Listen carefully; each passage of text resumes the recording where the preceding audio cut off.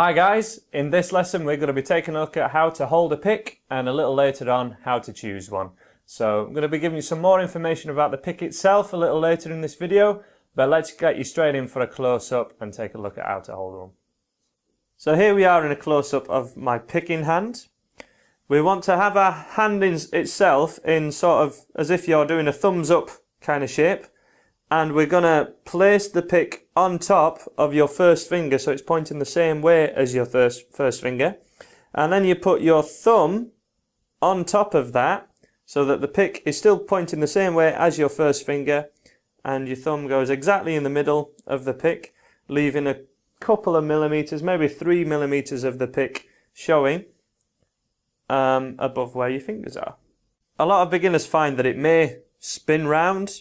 You may drop your pick if you hold it this way. I know in the very early days I used to hold it with 2 fingers behind and put your thumb on top.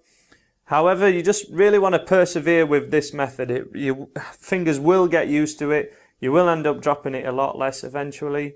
Please just persevere with this method. So that method again, first finger, hand in a thumbs up kind of position with a nice space or an arch with the rest of your hand. Place the pick on your first finger with the pick pointing in the same direction as your first finger, and then we place the thumb on top. And when we're holding the guitar itself, you want to have your pick in this area here just below either your neck pickup or directly over your sound hole if you're going for an acoustic guitar.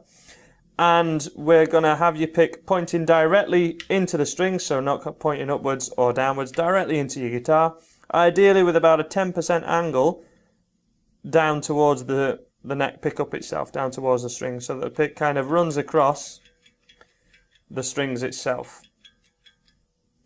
So that's how we hold our pick, but how do we choose one? Well, the 2 types that I would definitely recommend are either of the Jim Dunlop types, the nylon picks.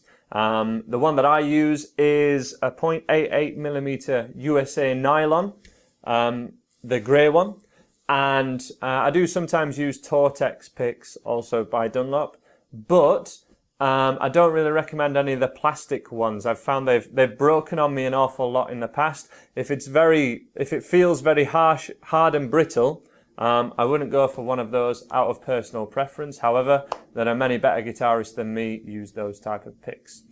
In terms of thickness, the thinner the better for absolute beginners. So we're talking like 0.63 is about the thinnest one that I've got, and it will just be a little bit more forgiving in the early days. You won't break as many strings, the volume will be more even. Though it has to be said that thicker picks tend to be better for any single string riff. So if you're a more advancing player, 0.88 for me seems to cover all the bases. So any acoustic strumming or electric guitar playing, I like to use this kind of pick just to keep consistency. But even going for a 1mm pick or above can be useful for electric guitar riff playing, especially when you're trying to build speed. Though I know as a fact that Eddie Van Halen uses super thin picks to play his really fast, alternate picking. So there are no rules. You have to find your own preferences in these things, but there's a few guidelines for you. Thanks for checking out this video. Do go to andyguitar.co.uk for a free beginners course, all available, all categorized in order, really easy to find on the website, and I hope to see you again.